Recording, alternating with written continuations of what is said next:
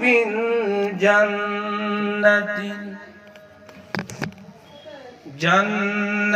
التي كنتم توعدون.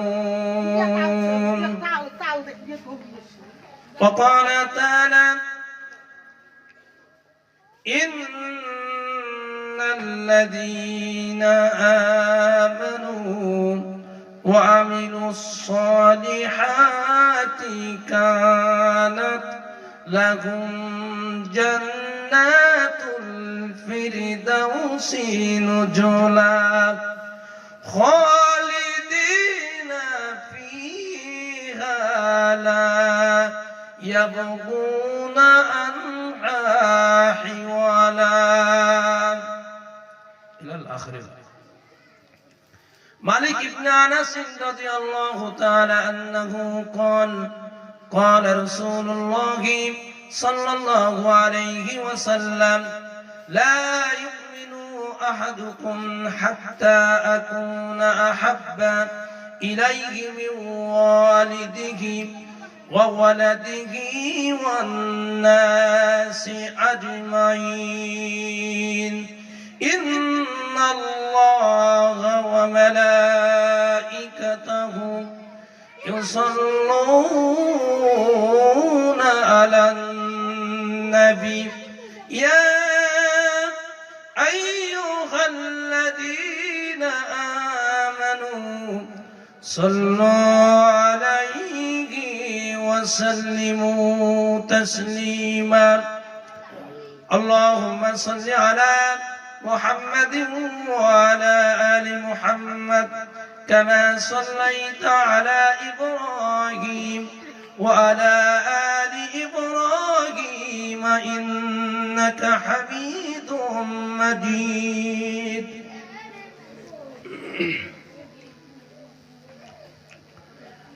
হাজারো ব্যথা বেদনার পরেও ফিরে আসনি তুমি আপন ঘরে দিনের আলো তুমি সরিয়ে দিতে চলে গেলে মদিনায় মক্কা ছেড়ে হে রাসূল তোমাকে ভুলি আমি কেমন করে হে রাসূল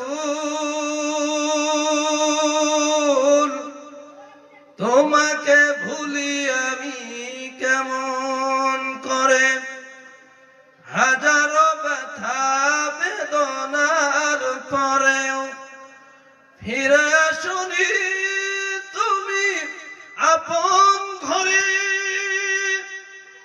দিনের আলো তুমি সরিয়ে দিতে চলে গেলে মদিনায় মক্কা ছেড়ে হে রাসূল তোমাকে ভুলি আমি কেমন করে হে রাসূল তোমাকে ভুলি আমি কেমন করে খেয়ে না খেয়ে দিন প্রসারের কাজে নিজেকে দিয়ে সব বিলিয়ে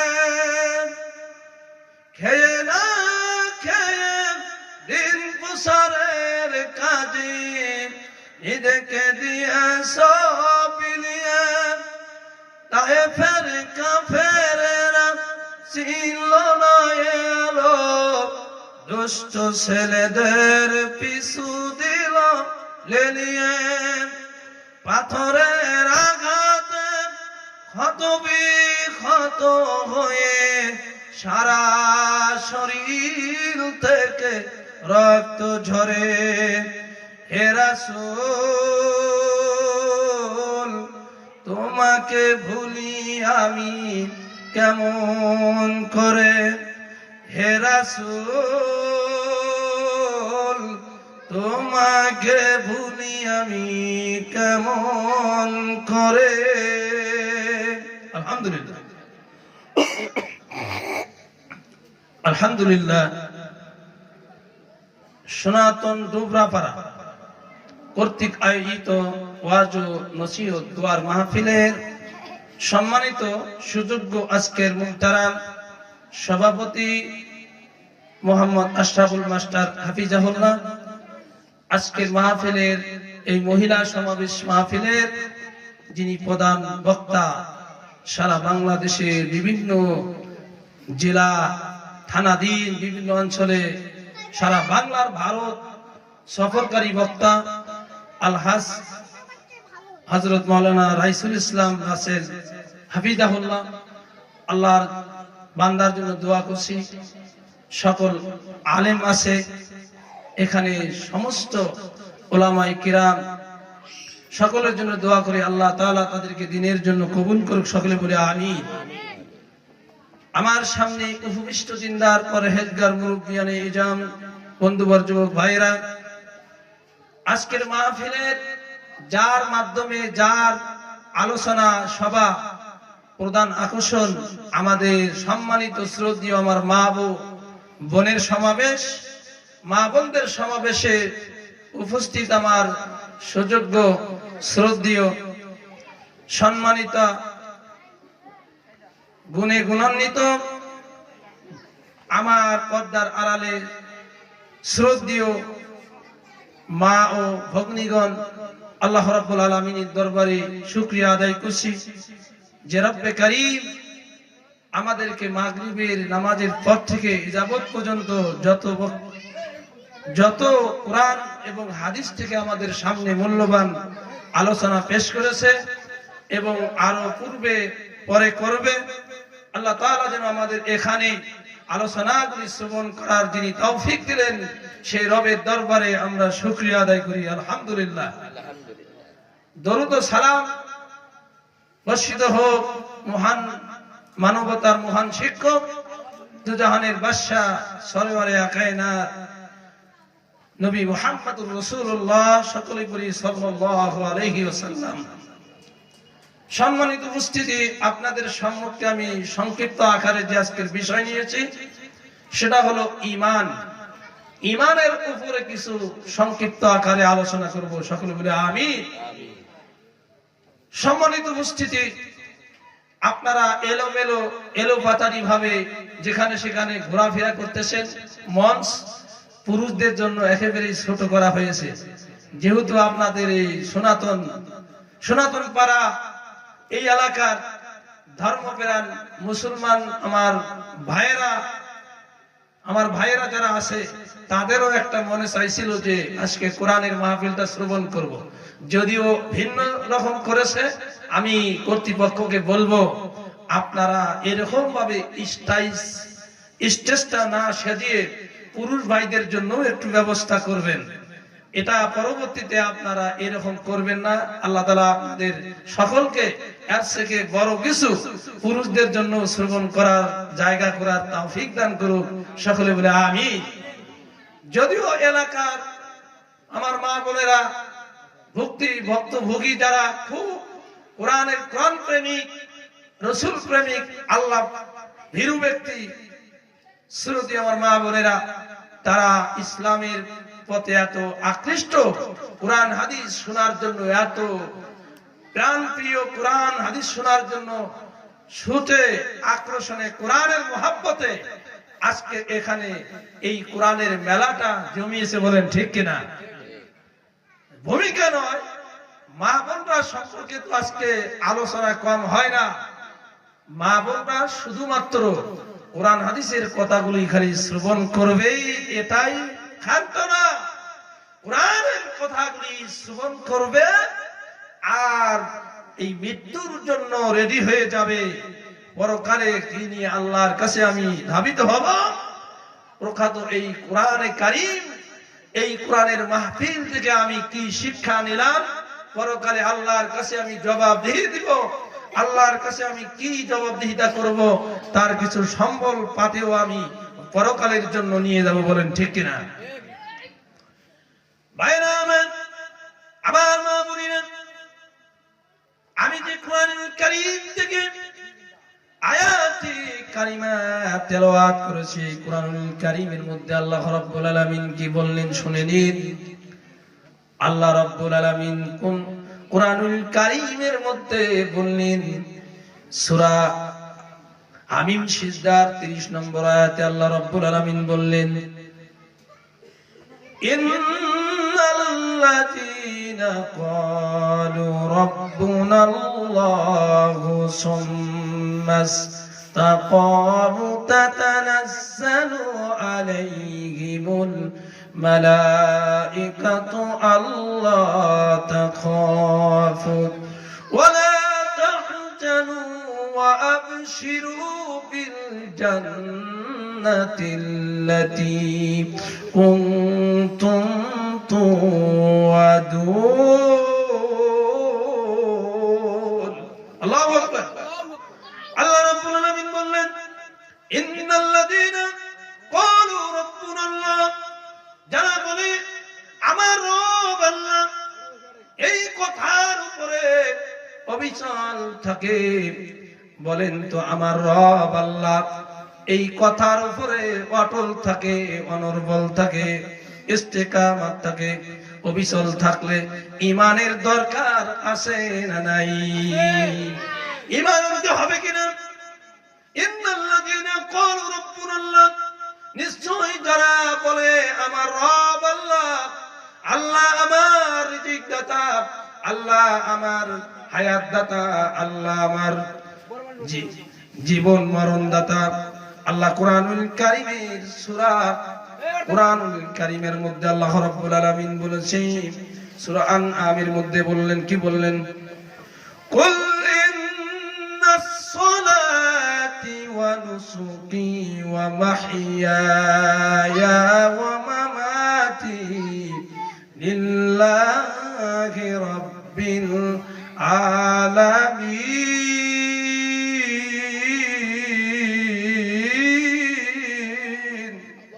আল্লাহ রাব্বুল আলামিন বললেন নিশ্চয় আমার সালাত, আমার নামাজ, আমার কুরবানি, আমার জীবন, আমার মরণ একমাত্র লিল্লাহি রাব্বিল আলামিন, একমাত্র আমি রব্বিল আলামিন আল্লাহর জন্য। সুবহানাল্লাহ বলি। তার মানে হলো যে আয়াত করেছি ঈমানের বৈশিষ্ট্য অনুযায়ী এই জবানটা দিয়ে বলবো আমার রব আল্লাহ, আমার রব আল্লাহ রিজিক দাতা, আল্লাহ বিধান দাতা যিনি আল্লাহ, যে আল্লাহ আমার রিজিক দান, যে আল্লাহ আমার হায়াত দিয়েছে, যে আল্লাহ আমার সৃষ্টি করেছে, সেই আল্লাহ আমাদের সকলের রিজিকের ব্যবস্থা আল্লাহ করেন। বলেন ঠিক কিনা? সকালবেলা রাতের বেলা মানুষ যদি ঘুমিয়ে পড়ে সকালবেলা জাগনা হবে, এর কোন গ্যারান্টি আছে কিনা কি বলেন তো? আছে নাকি? সকালবেলা রাতের বেলা বিছানায় ঘুমায় পড়ে সকালবেলা একজন মানুষ মরা লাশ হয়ে তার ঘর থেকে বের হয়ে হয় কিনা?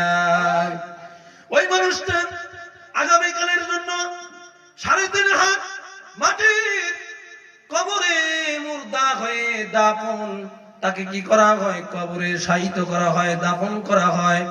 বলেন আগামী কালের জন্য আমাদের কি সম্বল আমাদের জন্য অর্জন করা দরকার আছে না নাই?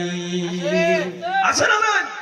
আল্লাহ কোরআনুল কারীমের মধ্যে বলেছে ইয়া আইয়ুহাল্লাযীনা আমানুত্তাকুল্লাহ ওয়াল তানজুর নাফসুম মা কদ্দামাত লিগাদিন ওয়াত্তাকুল্লাহ।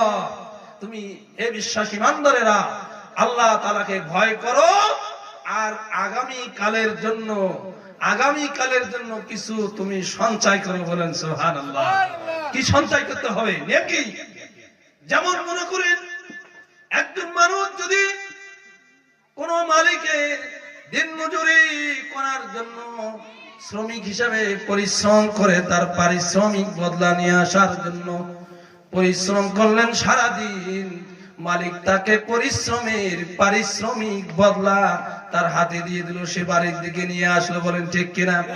এটা হলো মালিকের পরিশ্রম করার, তার পারিশ্রমিক যে বদলা, তার যে একটা পরিশ্রম করার পরে ইনকাম করলো, সে যে কিছু অর্থ রোজগার করলো, তাকে তার বিনিময়ে দেওয়ার জন্য আল্লাহ রাব্বুল আলামিন এরকম আল্লাহ রাব্বুল আলামিনও আপনি আগামী কালের জন্য কি সঞ্চয় করলেন, এটা তো আপনার পুঁজি নিয়ে আল্লাহর কাছে আপনাকে যেতে হবে। আমি সেগুলো বলতেছিলাম, আল্লাহ মুখ, এই জবানটা হলো আল্লাহর দেওয়া জবান। আল্লাহর দেওয়া জবান দিয়ে আল্লাহর পথে যখন আপনি অটল থাকবেন, বিপদের সম্মুখীন হতে হবে কি হবে না? এটা কোথায় আছে? কুরআন কারীম 30 পারার সূরা আসরের মধ্যে দেখলেই পাওয়া যাবে। সূরা আসর পরে দেখবেন আপনার জীবনের প্রতিফলনে আপনি প্রত্যেকটা জায়গার ভিতরে ক্ষতির মধ্যে আছেন কি আছেন না।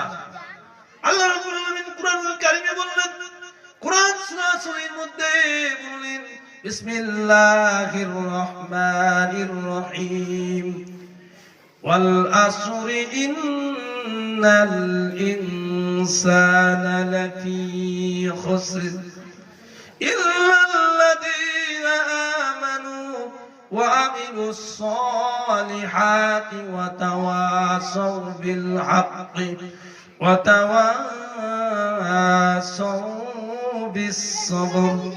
আল্লাহ রাব্বুল আলামিন বললেন, আমি আসরের সময়ের কসম করে বললাম, ইন্নাল ইনসানা লাফি খুসর, নিশ্চয় অবশ্যই প্রত্যেকটি মানুষই ক্ষতির মধ্যে রয়েছে। বলেন ঠিক কিনা?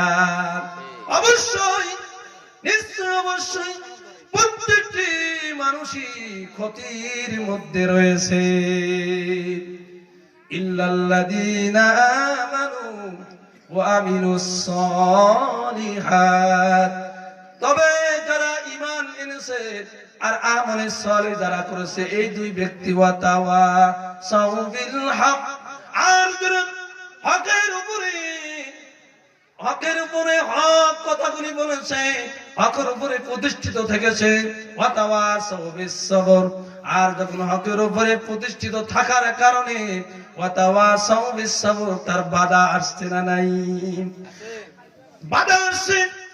আজকে দেখেন এক শ্রেণীর মানুষ যারা আবু জেহেল, উতবা, সাইবা, ফিরাউন, নমরুদ, হামান, কারণ এইগুলি হলো ইসলামের স্বৈরাচারী দুশমন। বলেন ঠিক না? ইসলামের স্বৈরাচারী জুলুমকারী জালেম। এরা কোনদিন ইসলাম বিজয়ী হবে, ইসলাম তাওহীদের পতাকা, তাওহীদের ঝান্ডা হাতে নিয়ে ইসলাম উপরের দিকে তারা উঠাবে, এটা তারা কিন্তু বিজয় করতে চায় না। বলেন ঠিক কিনা? এরা চায় না, এরা চায় মুসলমানগুলি ধ্বংস হয়ে যায়, আর এরা বিজয়ী হতে চায়। আল্লাহ রাব্বুল আলামিন কুরআনুল কারীমের মধ্যে বললেন, ওয়া মাকারু ওয়া মাকারাল্লাহু ওয়াল্লাহু খায়রুল মাকিরিন।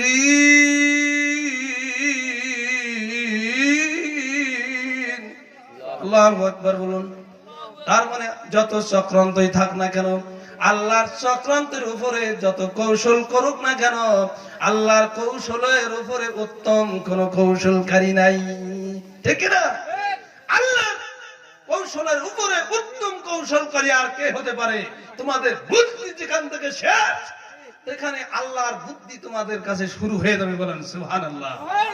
আমার ভাইরা, হকের প্রতি অটল থাকতে হবে। আপনি যদি হকের উপরে অটল থাকতে চান, সত্য কথাগুলি বলতে চান, আপনার উপরে বিপদ আসবে, মুসিবত আসবে। এই বিপদ মুসিবতকে অপেক্ষা করে ধৈর্যের উপরে অটল থাকবেন, সবর করবেন। আর সবর করা মাত্রই আল্লাহ রাব্বুল আলামিন ধৈর্যের সুসংবাদ দিয়ে দিবে। সুবহানাল্লাহ। আল্লাহ রাব্বুল আলামিন কুরআনুল কারীমের মধ্যে মুমিনের বৈশিষ্ট্য সম্পর্কে, মুমিনকে পরীক্ষাও করবে, ঈমানদারদেরকে পরীক্ষা স্বরূপ করবে কি করবে না, এই কথাও কুরআনুল কারীমের মধ্যে আল্লাহ রাব্বুল আলামিন বলে দিয়েছে। ওয়ালানাবলুওয়ান্নাকুম বিশাইইম মিনাল খাউফি ওয়াল জু'i ওয়া নাকসিম মিনাল আমওয়ালি ওয়াল আনফুসি ওয়াস সামারাত ওয়া বাশশিরিস সাবিরিন। আল্লাহ রাব্বুল আলামিন বললেন, ওয়ালানাবলুওয়ান্নাকুম বিশাইইম মিনাল খাউফি, আমি ঈমানদারের ঈমান পরীক্ষা করব চারটা বিষয় দিয়ে করব। এক নম্বর হলো আল্লাহর ভয় দিয়ে ঈমানদারের ঈমান পরীক্ষা করব। আর দুই নম্বর হলো খাদ্যের খোদা দিয়ে ঈমান পরীক্ষা করব। তৃতীয় নম্বর হলো খাদ্যের খোদা দিয়ে, তৃতীয় নম্বর হলো ফল ফলাদি ফসলাদির ক্ষতি দিয়ে ঈমান পরীক্ষা করব। আবার এইগুলি ফল ফলাদি ফসলাদি শস্য শ্যামলগুলি এখবের বৃদ্ধি করে দিয়ে ঈমানের পরীক্ষা করবে। এমন একটা সময় আসবে আপনাদের ক্ষেত খামারে ফসল আদি হয় কি হয় না, এমন সময় আসে একবার ক্ষতি সাধ্য দিয়ে ঈমানের পরীক্ষা করে কি করে না। তখন কি বলে জানেন, আল্লাহ কি আর আমার এই শস্যগুলি এই ফসলগুলি কি আমারই ক্ষতি দেওয়া লাগে, আর কারো চোখে দেখে না। ঈমানের পরীক্ষা ক্ষতি হওয়া মানে এটা কল্যাণ আছে না নাই? ঈমানদারদের কল্যাণ আছে না নাই? ঈমানদারদের এখানের মধ্যে কল্যাণ আছে। নিহিত কল্যাণ নিহিত থাকার কারণে আল্লাহ আপনাকে সম্পদগুলির ক্ষতির সম্মুখীন দিয়ে ঈমানের পরীক্ষায় ফেলিয়েছেন। বলেন ঠিক কিনা? আমার ভাইরা, আরেকটি হলো ওয়ানফুসি ওয়াস সামারাত, আল্লাহ ফল ফলাদি ফসলাদির ক্ষতি দিয়ে ঈমানের পরীক্ষা করবে। আবার মৃত্যু দিয়ে অসুস্থ দিয়ে আপনাকে ঈমানের পরীক্ষায় ফালিয়ে দিবে। এখানেও ঈমানের পরীক্ষা করবে, মৃত্যু দিবে অসুস্থ ব্যাধি দিয়া। ঈমানদারের বৈশিষ্ট্য হলো এমন কুষ্ঠ ব্যাধি, এমন কঠিন ব্যাধির সম্মুখীন দিয়ে ঈমানের পরীক্ষা করবে। বলেন ঠিক কিনা? আমাদের আইয়ুব আলাইহিস সালামের নাম শুনেছেন কি শুনেন নাই? আইয়ুবের নাম শুনেছেন না? আল্লাহ কোরআনে সূরা আম্বিয়ার মধ্যে বললেন, ইজনাদা আইয়ুব ইজনাদা রাব্বি আন্নী মাসানিয়া যুররু ওয়া আনতা আরহামুর রাহিমিন। এই দোয়াটা হলো, আপনি যেমন এই দোয়াটার ফজিলত আছে, যদি কোনো কঠিন ব্যাধি হয়ে যায়, কোনো যদি বিমার হয়ে যায়, অসুস্থ ব্যক্তি হয়ে যায়, 50 বছরের ব্যাধি হয়ে যায়, এই দোয়াটা কারো শরীরে দম করে ফু দিয়ে পানির মধ্যে ফু দিয়ে পানিটা যদি তাকে খাওয়ানো হয়, আল্লাহর কসম দিয়ে বললাম তার শেফা দিয়ে দিবে। সুবহানাল্লাহ। আইয়ুব আলাইহিস সালামের কঠিন ব্যাধি বলতে আল্লাহ রাব্বুল আলামিন সূরা আম্বিয়ার যে আয়াতটা আমি পড়েছি, আইয়ুব কেমন কুষ্ঠ ব্যাধি 18.5 বছর ধরে এমন কুষ্ঠ কঠিন ব্যাধির সম্মুখীন করেছে কি করে নাই? নবীদেরকে পরীক্ষার সম্মুখীন হয়েছে, আর নবীর সাহাবীরাও পরীক্ষার সম্মুখীন হয়েছে। এমন কোন নবী রাসূল নাই, এমন কোন সাহাবী আজমাইন নাই, এমন কোন নবীর ইমামগণ নাই। ইমাম আবু হানিফা রাহমাতুল্লাহি আলাইহি, ইমাম শাফি রাহমাতুল্লাহি আলাইহি, ইমাম আহমদ বিন হাম্বল, ইমাম মালিক, এমন কোন ইমাম নাই তারা কষ্ট না করে জেলের আবদ্ধ না থেকে শরীরের চামড়াগুলো ফেঙ্কির মতো ফেটে রক্ত বের হয়ে গেল, একমাত্র কোরআনের জন্য জীবন দিয়েছে। আল্লাহর কোরআনের জন্য তারা শহীদ হয়ে আল্লাহর জমিন থেকে তারা চিরবিদায় নিয়েছে। সুবহানাল্লাহ। আল্লাহ রাব্বুল আলামিন এমন নবী, যে নবী এমন ইউনুস মাছের পেটে ছিল, 40 দিন মাছের পেটে ছিল, জাকারিয়া গাছের মধ্যে ছিল, এরকম অনেক নবীদেরকে পরীক্ষার সম্মুখীন করেছে। একমাত্র ঈমান আনার কারণে তাদের বাড়ি ঘর পরিত্যাগ করে ইসলামের জন্য জীবন দিয়েছে। আমাদের বিশ্ব নবী জনাবে মুহাম্মদুর রাসূলুল্লাহ সাল্লাল্লাহু আলাইহি ওয়াসাল্লামের এই তার যে মুজিজা, তার যে এমন একটা পরীক্ষার সম্মুখীন হয়েছে, আল্লাহ রাব্বুল আলামিন বিশ্ব নবীর তায়েবের ঘটনাটা যদি আপনি একটু দেখেন, তায়েবের মধ্যে কি হয়েছে। তায়েবের মধ্যে বিশ্ব নবীর এমন ঘটনা, আর সালাত নামাজ প্রতিষ্ঠিত করার জন্য তায়েবের মাঠে কাফেররা তাকে এমন রক্তাক্ত এমন পাথর নিক্ষেপ করা হলো। এই পাথর শরীরের মধ্যে যখন কি করলো, বৃষ্টি বর্ষণের মতো কাফের মুশরিকরা তার শরীরের মধ্যে পাথর নিক্ষেপ করে নবী মুহাম্মদুর রাসূলুল্লাহ সাল্লাল্লাহু আলাইহি সাল্লামকে দুনিয়ার জমিনের মধ্যে বেহুশ করে ফেলে দিলেন, বলেন ঠিক কিনা? আবার একটু হুঁশ ফিরে এলো, আল্লাহর নবী হুঁশ ফিরে আসলো, আবার জমিন থেকে দাঁড়িয়ে গেল, আবার তাদেরকে পাথর মারা হলো। আল্লাহর নবীর সাহাবী দ্বিতীয় খলিফা হযরত ওমর রাদিয়াল্লাহু তাআলা আনহু বললেন, ইয়া রাসূলুল্লাহ, ইয়া হাবিবাল্লাহ, আল্লাহর নবী গো, ইয়া রাসূলুল্লাহ, ইয়া হাবিবাল্লাহ, আপনি আমাকে একটু অনুমতি দেন, যারা আপনাদেরকে এত নির্যাতিত করেছে, আপনাকে পাথর দিয়ে নিক্ষেপ করে শরীর মুবারক থেকে রক্তগুলি জমিনের মধ্যে ঝরালো, ইয়া রাসূলুল্লাহ, আপনি একটু অনুমতি দেন, আমি তাদেরকে একেবারে উমর তরবারি দিয়ে তাদের দেহ থেকে গর্দানটা লাগাতে করে দেবো। উমরকে বললেন, ওমর তুমি খামোশ হয়ে যাও, ওমর তুমি খামোশ হয়ে যাও, একটু ধৈর্য ধারণ করো, একদিন এদের দ্বারাই দিনের বিজয়ী হবে, দিন প্রতিষ্ঠিত হবে, তাদের মধ্যে দিনের দায়ী হিসেবে কালেমা পড়ে দিন গ্রহণ করবে, বলেন ঠিক কিনা?